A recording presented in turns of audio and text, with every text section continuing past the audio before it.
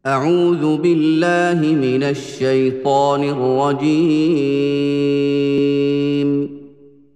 بسم الله الرحمن الرحيم.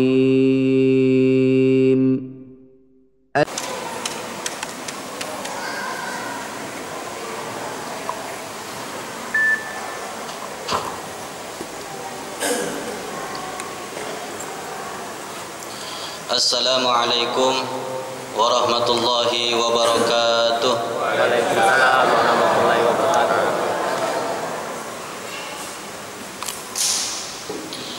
Alhamdulillahi ala ni'amihil mutakasirah wa minannihil ghamirah. Wassalatu wassalamu ala sayyidina Muhammadin sayyidi ahli dunya wal akhirah wa ala alihi al-anzumi zahirah wa ashabihi dhawil manakibil fahirah. Allahumma fasalli wa sallim ala sayyidina wa habibina wa syafi'ina wa qurrati a'yunina wa maulana Muhammad miftahi babir rahmatillah adada ma fi ilmillah salatan wa salaman daimaini bidawami mulkillah wa ala alihi wa sahbihi wa mawalah, amma ba'd. Pertama-tama yang saya hormati dan saya muliakan para ustadz, bapak-bapak hadirin, ibu-ibu hadirat, jamaah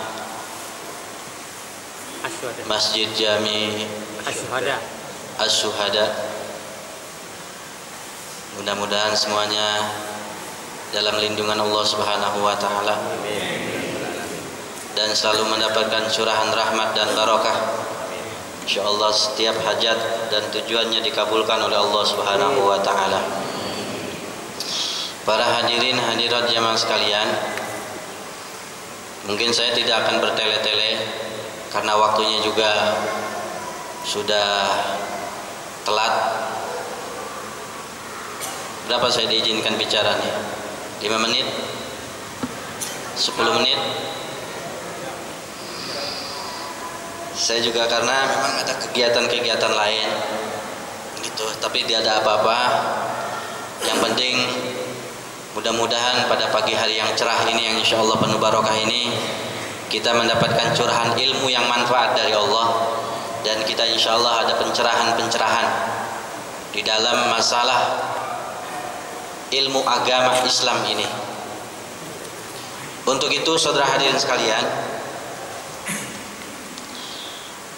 Nabi kita Muhammad sallallahu alaihi wasallam pernah menyampaikan di dalam satu hadisnya, Rasul Amril Islam,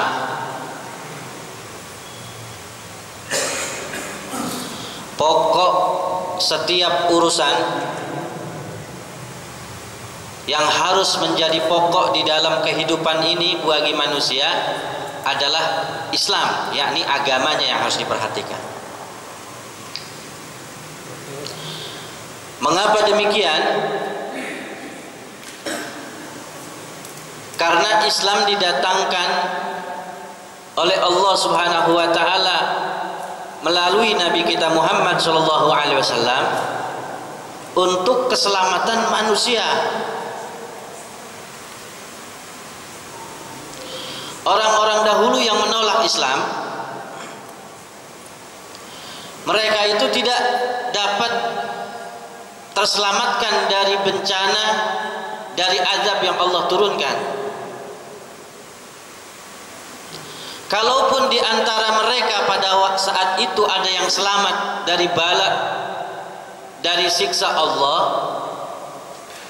itu karena Allah memandang Nabi kita Muhammad ada di antara mereka, walaupun mereka menentang kepada Allah. Kita perhatikan ayat di dalam Al-Quran, wa ma kana Allahu liyu'adzibahum wa anta fihim.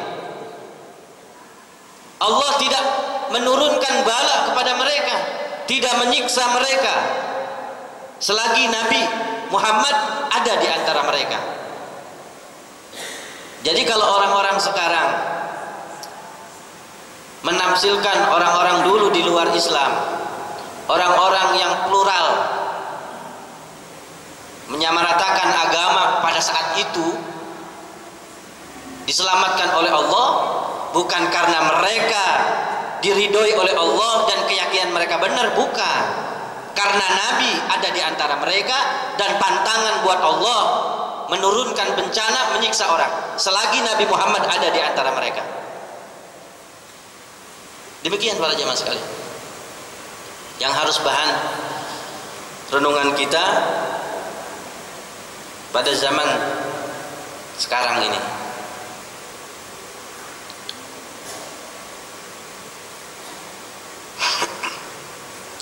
Kemudian kita lihat buat orang-orang sekarang, kalau mereka merasa berhasil di dalam urusan dunia dengan mengabaikan daripada agamanya, perintah agamanya, kemudian mereka terlihat seperti orang yang mendapatkan ridho dari Allah, itu bukan, saudara hadirin sekalian. Karena di dalam agama ini yang mereka benar-benar menjalankan agama dengan benar, mengikuti Nabi Muhammad dengan benar, mengikuti ulama, yang mana ulama tersebut tidak melenceng dari Al-Quran, dari hadis, ya,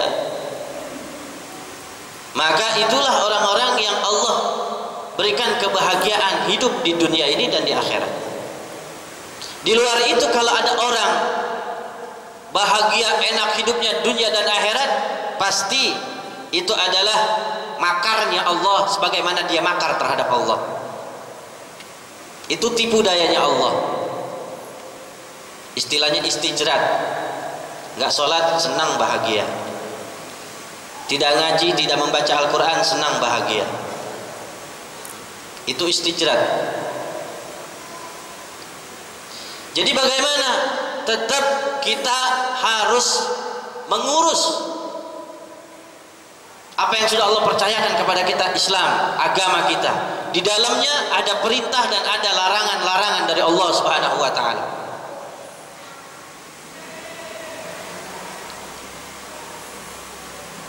Nabi kita Muhammad sallallahu alaihi wasallam jelas sekali di dalam salah satu hadisnya, la yasrukun nasu say'an min amri dinihim li islahu dunyahum illa fatahallahu alaihi wa adarra minhu. Tidaklah orang meninggalkan urusan agamanya, tidak mementingkan urusan agamanya, lebih dipentingkan urusan dunianya, melainkan Allah akan membuat dia repot di dalam kehidupan dunia dan tidak akan pernah mengabulkan, memberikan setiap apa yang dicita-citakan oleh orang tersebut. Ini yang pertama.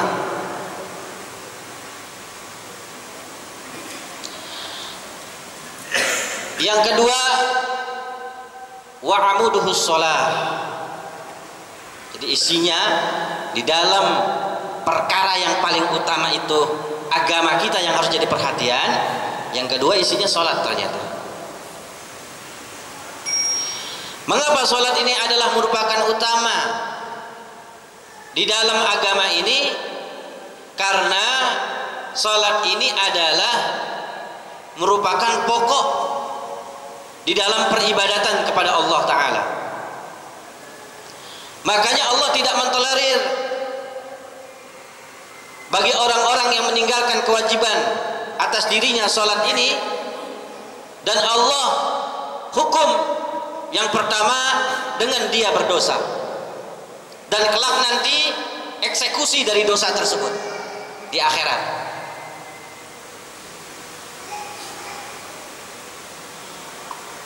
Ada di dalam hadis qudsi Allah Subhanahu wa taala menyampaikan, man tarakas salata muta'ammidan kutiba ismuhu fulan ibnu fulan ala babin nar la budda lahu min dukhulin nar.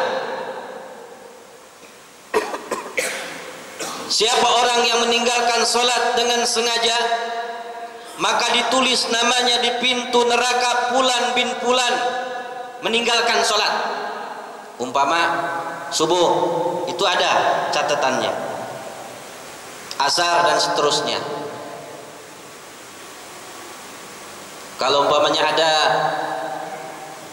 namanya di situ, namanya ditulis dan meninggalkan sholatnya ditulis, umpamanya jumlahnya 1000, ada 1000. La budda lahu min dukhulin nar. Dan setelah dihisab, dihitung jumlah meninggalkan sholatnya itu, baru dilaksanakan hukuman dosanya tersebut. Ini hadis qudsi para jamaah sekalian. Makanya kalau mau bicara tentang keselamatan, seolah-olah kita ini jauh benar untuk selamat. Jauh para jemaah sekalian. Makanya bagi yang mau Islam yang sebenarnya, ajaran yang benar yang insya Allah diterima oleh Allah, benar mengikuti Nabi Muhammad, kita ikuti ulama-ulama yang memang sudah disepakati di dalam Islam ini.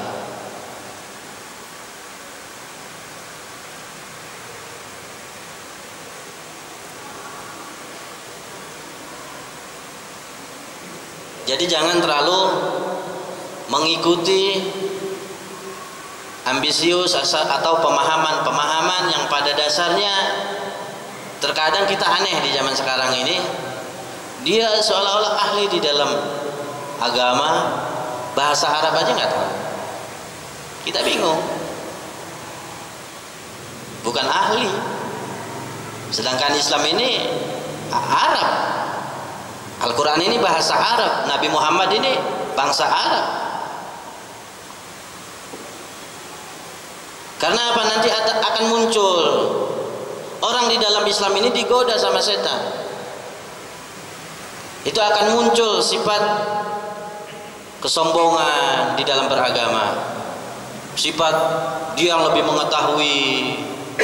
Hanya pembicaraan tersebut sudah berani merendahkan Nabi. Ya, seperti semalam saya sampaikan, ada orang sebelum saya ceramah, dia mengatakan bangsa yang paling rusak di muka bumi ini itu bangsa Arab.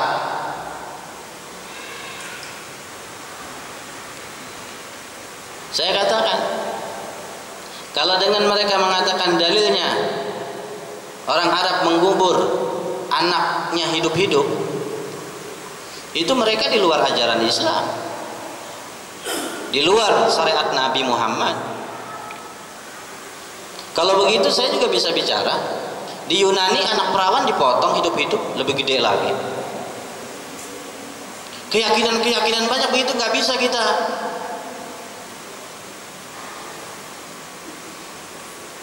Justru Rasulullah datang, setelah Rasulullah datang tidak ada, melainkan kecintaan bangsa yang paling dicintai oleh Allah menjadi teladan buat bangsa-bangsa lain, buat suku dan ras yang lain. Ini bangsa Arab. Kalau kita perhatikan, kita ikutin ulama-ulama yang memang benar dan jujur, ya, di dalam kitab-kitab mereka memuat tentang bagaimana hadis qudsi bangsa Arab itu dimuliakan oleh Allah, sampai-sampai Allah Subhanahu wa taala memerintahkan kepada malaikat Jibril untuk turun ke muka bumi dan untuk mengumumkan kepada seluruh makhluk, kepada seluruh bangsa, bahwa bangsa di muka bumi itu yang paling dimuliakan oleh Allah adalah bangsa Arab. Kita jangan campur adukan dengan akhlak manusia. Kita ukur dengan kejadian-kejadian sekarang, jangan. Kita tidak tahu hati manusia. Malaikat Jibril mengatakan langsung kepada Nabi kita Muhammad SAW dan disaksikan oleh makhluk-makhluk Allah, termasuk malaikat-malaikat Allah diturunkan untuk menyaksikan kemuliaan bangsa Arab. Dan malaikat Jibril mengatakan, qalabtul arda masyariqaha wa magharibaha falam ajid bani abin illa min bani hasim. Aku telah membulak-balik 7 lapis bumi, dari masyrik sampai ke maghrib. Tidak ada yang diposisikan oleh Allah suku bangsa yang paling mulia dan agung melainkan bangsa Arab yang keluar dari Bani Hasyim. Artinya apa? Ada Quraisy di situ, ada Bani Hasyim di situ. Ini dimuliakan oleh Allah Subhanahu wa taala. Kemudian malaikat Jibril ini adalah merupakan dianggap benda mati. Untuk makhluk hidup, siapa yang termulia? Malaikat Jibril setelah mengatakan itu mengatakan, qalabtul arda masyariqaha wa magharibaha falam ajid rajulan illa min Muhammad. Ya Muhammad, aku diperintahkan oleh Allah untuk menobatkan engkau adalah makhluk termulia di muka bumi ini. Ini pada jamaah sekalian perlu diketahui. Luas agama ini, luas pemahaman ini. Tapi sekarang ini sebenarnya sudah jelas. Sudah jelas mana orang yang pura-pura,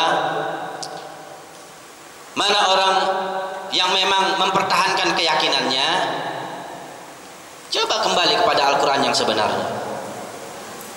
Kan kalau kita mau jujur, penafsiran Al-Quran itu bukan kata kita.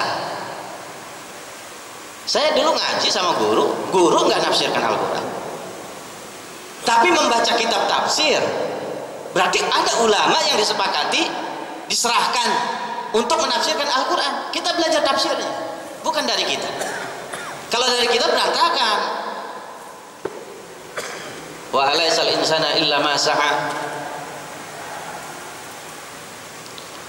Manusia itu nggak dapat apa-apa kalau sudah meninggal. Sia-sia usahanya, berantakan kalau kita tafsir. Tapi kalau kita ikut kepada ulama, ya, dilihat di situ asbabun nuzulnya. Bukan berarti orang dalam kubur didoain kagak nyambung. Masa berdoa kagak nyambung? Tapi ayatnya kan demikian.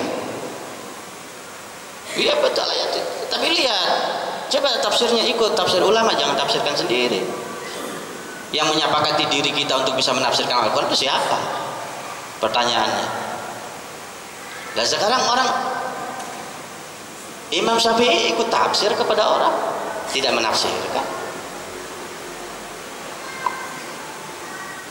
Asbabun nuzulnya adalah waktu keluarga Nabi Muhammad ada yang meninggal, orang kafir menyumbangkan kain kafan. Namanya orang kafir berbuat baik. Setelah itu berlalu, kemudian orang yang pernah menyumbangkan itu keluarganya ada yang meninggal lagi. Kemudian dibalas oleh Nabi, disumbangkan kain kafan tersebut. Disumbang lagi. Artinya apa? Kebaikan orang kafir dibalas di dunia oleh Allah. Di akhirat atau yang sudah masuk kepada alam barzah itu tidak mendapatkan kebaikan orang kafir tersebut. Ini maksudnya ayat untuk orang kafir. Kalau kita mau mengikuti tafsir, bukan menafsirkan sendiri. Tapi kalau kita mengikuti tafsir kita, salah. Karena apa? Kita akan kembali kepada harfiah. Kembali kepada harfiah. Itu kan yang ada terjemahan itu harfiah, ngikutin huruf-hurufnya. Ya. Kalau umpamanya secara harfiah dulu sepakatin aja, nggak perlu ada tafsir. Tafsir itu kan maksud dan tujuan. Yang dimaksud ilmu Al-Quran itu demikian. Saya tidak mau berpanjang-panjang, kelihatannya udah gelisah. Saya juga mau ada ceramah nanti jam 10:30. Itu. Yang terpenting yang saya sampaikan adalah itulah Islam yang harus diutamakan, yang harus dijernihkan secara ajarannya. Kita harus mencari.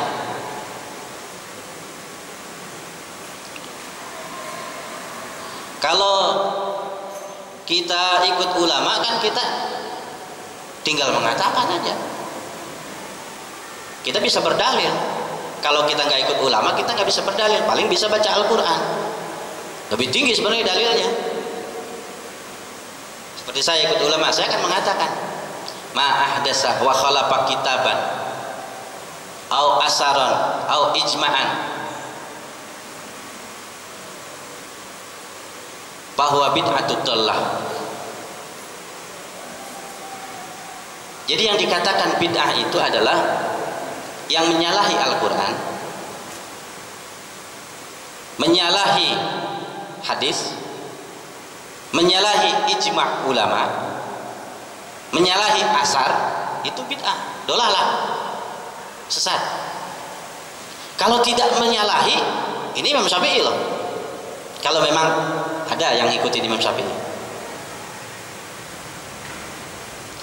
Tapi kan asal muasalnya Indonesia ini Imam Syafi'i.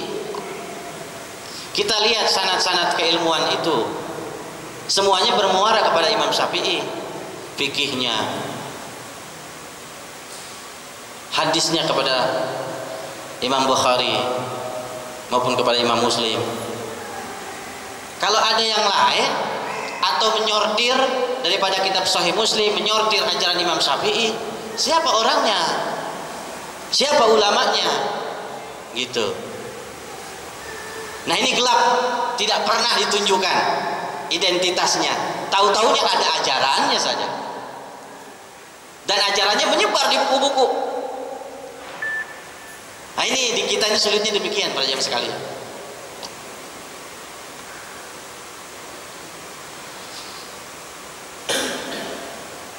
Makanya untuk itu Nabi kita Muhammad SAW memesankan, wa ta'ammuqa fid-din innallaha qad ja'alahu sahla wa khudhu minhu ma tutiqun. Jangan dalam-dalam agama yang di luar aturan, yang kalian tidak mampu sebenarnya. Ambil dari agama tersebut sekedar apa yang kalian mampu dan bisa. Jangan digali di luar kemampuan kalian. Itu hadis Nabi memesankan kepada kita agar kita ini tidak tersesat. Nah, ini urusan agama. Belum tadi kita membahas masalah kemaksiatan di dalam kemungkaran. Jadi ada kemungkaran agama, ada kemungkaran kemaksiatan, ini luar biasa. Padahal kalau kita lihat bertubi-tubinya bala bencana yang diturunkan di negeri ini tidak lain, yang undangnya adalah dosa-dosa manusia di muka bumi ini. Coba saya lihat aja berpikir, tapi bukan cara pikir saya, tapi pemikiran ulama-ulama yang jadi panutan saya. Semua tahulah siapa Imam Syafi'i, itu panutan kita. Imam Ghazali itu panutan kita. Mereka yang mengatakan, pemikiran mereka ini saya sampaikan mengenai orang-orang yang mengundang bencana itu, orang-orang yang melakukan maksiat, yang meninggalkan sholat. Para jemaah sekalian, jelas Nabi menyatakan di dalam hadisnya, la tuksibu abdun naktabatun illa bidambin. Tidaklah ditimpahkan musibah kepada siapapun melainkan dosa itu yang menyebabkan datangnya musibah. Kita lihat Imam Malik pernah memelihara hadis mursal, tapi unik.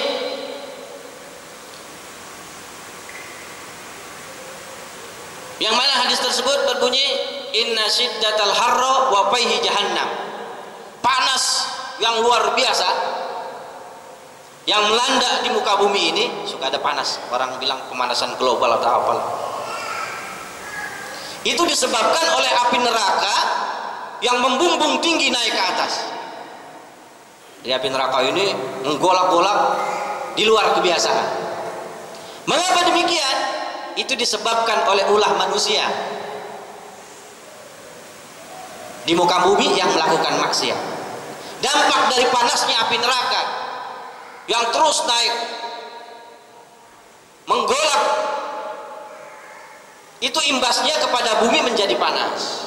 Kalau bumi menjadi panas, tidak bisa menyerap air, terjadi bencana di mana-mana, gunung meletus, banjir dan segala macam. Ini kan bagus pemikiran ulama, ijtihad mereka kita hargai, kita sampaikan kepada umat. Nah, nanti secara ilmiah boleh dikaji. Kalau kagak dikasih makalahnya ya nggak usah dikaji. Kaji apa-apa yang sudah diberikan oleh para ulama untuk dikaji. Begitu para hadirin sekalian. Kemudian yang ketiga adalah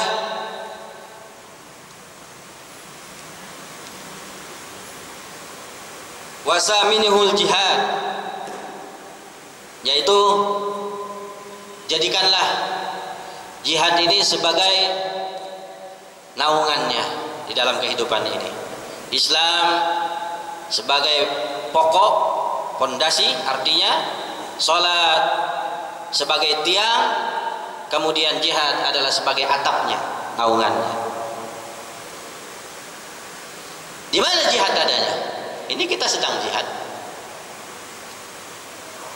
Kita tidak dayus terhadap keluarga kita, kita sedang jihad. Kita tahu istri kita meninggalkan sholat, yang harus bertanggung jawab kita di hadapan Allah.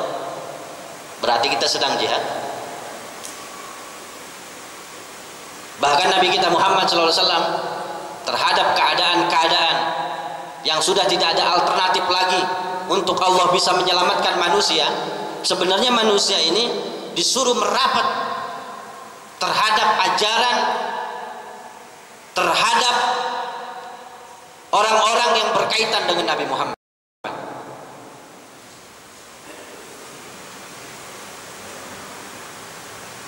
Lihat dong, kemaksiatan, riba menjadi hal yang biasa.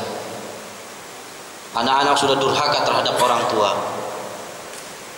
Nabi mengatakan idza tabsuz zina war riba wal akul waladul aba tanju minal balaya wan nar fadkhulu tariqata ali Muhammadin.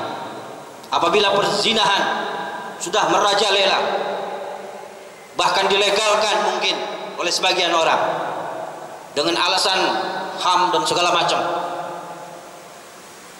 riba menjadi hal yang luar biasa dianggap ekonomi Islam.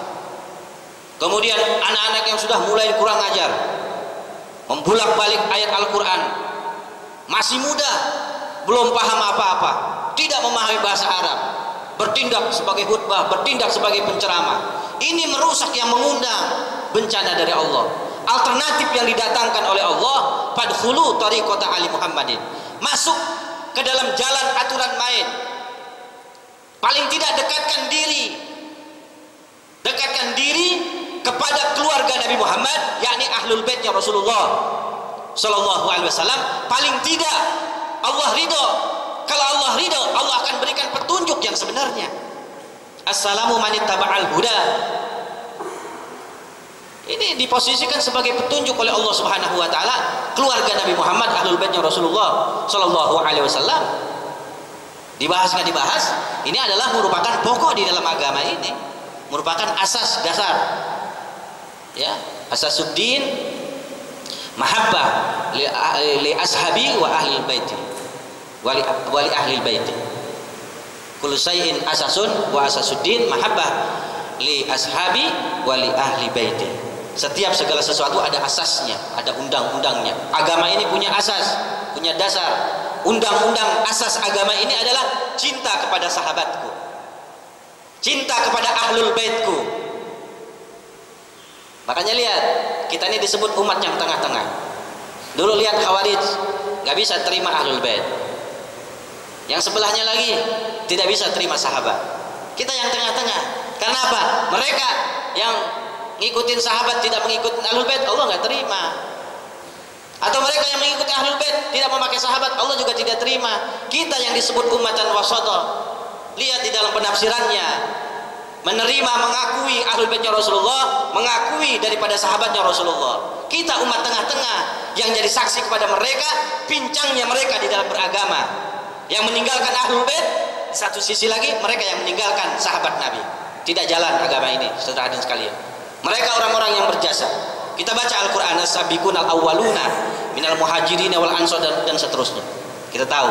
Kemudian di masalah Ahlul Bait kita baca juga ayatnya Al-Ahzab 33. Kita hargai mereka, jangan dibongkar-bongkarin makamnya. Sudah kalau memang punya pemahaman yang ini sudah, nggak usah bikin kerusakan di muka bumi ini. Allah nggak suka dengan kerusakan demikian. Saya rasa itu saja dulu karena memang saya masih banyak urusan. Nanti insya Allah kalau berkenan nanti kita bisa silaturahmi lagi. Ya, mungkin ini saja. Kurang lebihnya mohon maaf. Assalamualaikum warahmatullahi wabarakatuh. Al-Quran. Tapi anehnya, justru dari Al-Quran tersebut orang Islam ini berpecah. Berarti ada yang salah di dalam mempelajari Islam, khususnya mempelajari Al-Quran. Allah nyatakan di dalam Al-Quran, fas'alu ahla dzikri in kuntum la ta'lamun. Kan kalau memang benar tadi saya katakan ikut ulama, ulama menafsirkan ayat itu adalah kamu bertanya kepada ahlinya. Umpamanya Al-Quran, ahli Al-Quran siapa? Nah, orang-orang yang sekarang mengadopsi, maaf ya, saya bukan ini ahlu sunnah, ahlu sunnah wal jamaah. Mereka kan mengakui itu, mereka ngaji tafsir, itu namanya dia sedang bertanya, pas sedang bertanya itu ngaji itu kepada yang ngerti. Buktinya dibaca kitabnya, cara dia memahami Al-Quran. Kalau itu yang terjadi di muka bumi ini, di dunia ini, Islam akan bersatu. Tapi mungkin sudah sunatullah, tidak terjadi. Tidak terjadi. Saudi dengan Wahabinya, Syiah, Iran, Salafinya dan segala macam. Tapi saya yakin orang-orang NU, orang-orang Muhammadiyah yang benar paham, Muhammadiyah itu dijadikan organisasi toh, bukan aliran Muhammadiyah itu.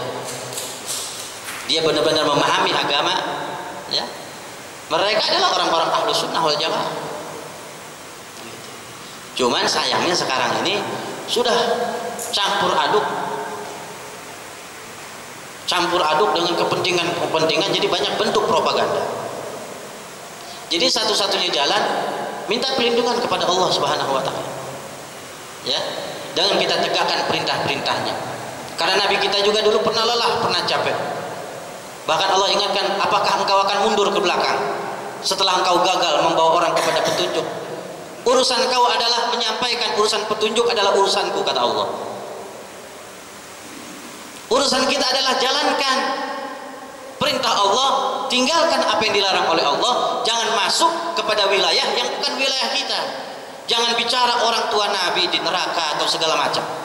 Gak usah. Lihat di dalam agama ada ajaran itu, tidak ada ajaran itu.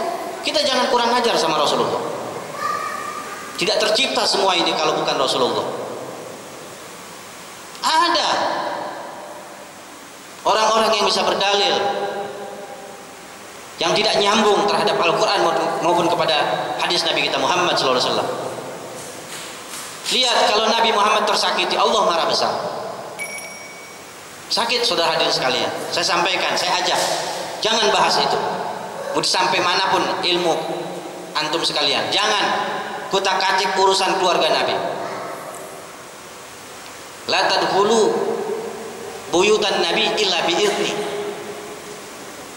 Jangan masuk ke rumah Nabi. Apa masuk secara fisik?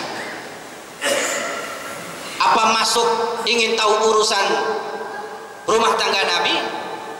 Ini banyak artinya. Yang jelas jangan masuk kepada urusan Nabi Muhammad SAW. Jangan. Karena Allah Subhanahu wa taala, kalau kita sudah terhitung orang yang menyakiti Nabi Muhammad, Allah mengatakan di dalam Al-Quran, may yu'dinillaha war rasulah la'anahumullahu fid dunya wal akhirah. Orang yang menyakiti Allah karena menyakiti Nabi Muhammad dan seterusnya, karena menyakiti ini, karena menyakiti ini, maka Allah laknat di dunia dan di akhirat. Kepada keluarganya saja Nabi mengatakan asaddu ghadaba rabbi man adani bi itrati. Allah marah besar kepada orang yang menyakiti aku, kata Nabi, lewat menyakiti anak keturunanku. Tuh lihat, kan kekurangan orang-orang sekarang ini pakai Sahih Muslim, pakai Sahih Bukhari, hadis yang saya baca mereka nggak baca, padahal ada di kitab yang sama. Ini aneh orang sekarang gitu. Makanya itu tadi, sudah minta kekuatan, minta perlindungan kepada Allah Subhanahu wa taala. Nanti Allah yang menunjukkan kebenaran, Allah yang akan melindungi kita. Yang penting kita ikhlaskan di dalam kita beragama. Kita ridho Islam ini adalah agama yang Allah berikan kepada kita, dan suatu nikmat anugerah yang besar dari Allah, tidak diberikan melainkan kepada orang-orang yang memang sudah ditentukan oleh Allah Subhanahu wa taala. Sudah ditentukan, saudara dan sekalian. Kita lihat di dalam Al-Qur'an, wa idh akhadha rabbuka min bani adama min zuhurihim ashhadu alaihim, dan seterusnya. Tatkala Allah Subhanahu wa taala mengeluarkan seluruh manusia, anak cucu Nabi Adam, dari tulang punggungnya berupa ruhaniyah, kemudian Allah kumpulkan di padang Nu'man. Kalau sekarang itu sudah tidak ada itu, karena itu berdekatan dengan padang Arafah, ada di Mekah sana. Itu di situ secara rohania dikumpulkan keturunan seluruh anak Bani Adam, dan di situ disortir mana yang akan menerima Islam, mana yang bukan Islam. Sudah ketahuan. Jadi Islam ini pemberian dari Allah. Bahkan kalau di dalam ajaran Rasulullah itu dibaca tuh, kalau kita mutawaf perjanjian kita, waktu itu diambil perjanjian tuh secara rohaniah itu di padang Nu'man itu. Allahumma imanan bika wa tasdiqan bi kitabika wa wafa'an bi ahdika, dan seterusnya. Aku beriman kepada Allah, iman kepada Al-Quran, mengikuti Nabi Muhammad. Itu ikrar kita. Makanya orang-orang yang berikrar secara rohaniah, insya Allah menjadi Islam di dalam kehidupan sekarang ini adalah Islamnya benar, yang benar sesuai dengan Nabi Muhammad, dan diterima oleh Allah Subhanahu wa taala. Itu saja.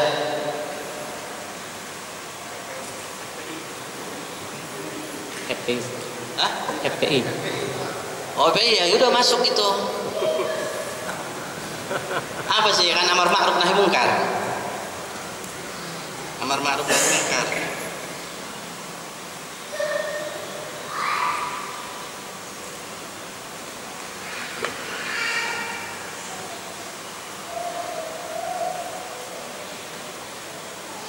Ya, selagi dia sesuai dengan aturan agama, yaitu bagus, sesuai dengan Al-Quran, dengan Rasulullah, cara berjihadnya Nabi Muhammad, para sahabat. Ya, soalnya kalau konflik itu kan makin lama makin besar. Konflik itu dari dulu. Imam Syafi'i, Imam Ahmad bin Hanbal, madhab itu yang 4, semuanya itu di dalam peperangan. Imam Syafi'i dari San'ah, Irak, Yaman, itu jalan kaki ke Sam, dengan kaki dirantai, diikat, ada bola besinya. Itu politik konflik. Siapa bilang nggak ada tekanan-tekanan?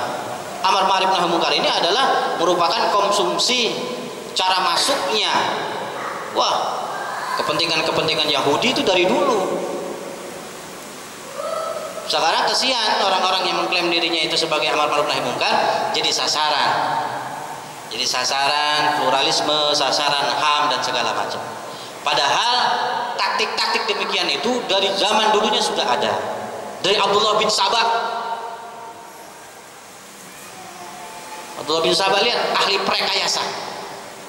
Dia yang mengkultuskan Sayyidina Ali. Dia yang merekayasa Al-Quran. Lihat. Jadi amar ma'ruf nahi mungkar itu adalah kewajiban, perintah dari Allah, dan caranya sudah disepakati baik di Al-Quran maupun di hadis Nabi.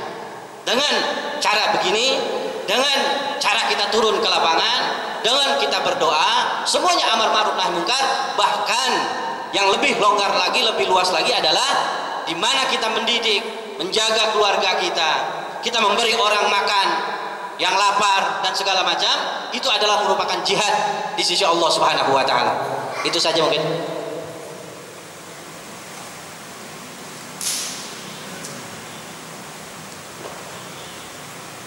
Syukur akhir kami sampaikan kepada Habib Ali bin Hasan Al-Jufri yang telah memberikan pencerahan kita pada hari ini, terutama bagaimana kita untuk mencintai Rasulullah SAW, baik mencintai ajarannya maupun mencintai keluarganya. Semoga saja bermanfaat. Mari kita tutup dengan doa kafatul majelis. Subhanakallahumma wa bihamdika asyhadu an la ilaha illa anta astaghfiruka wa atubu ilaik. Bila taufiq wal hidayah. Wassalamualaikum warahmatullahi wabarakatuh.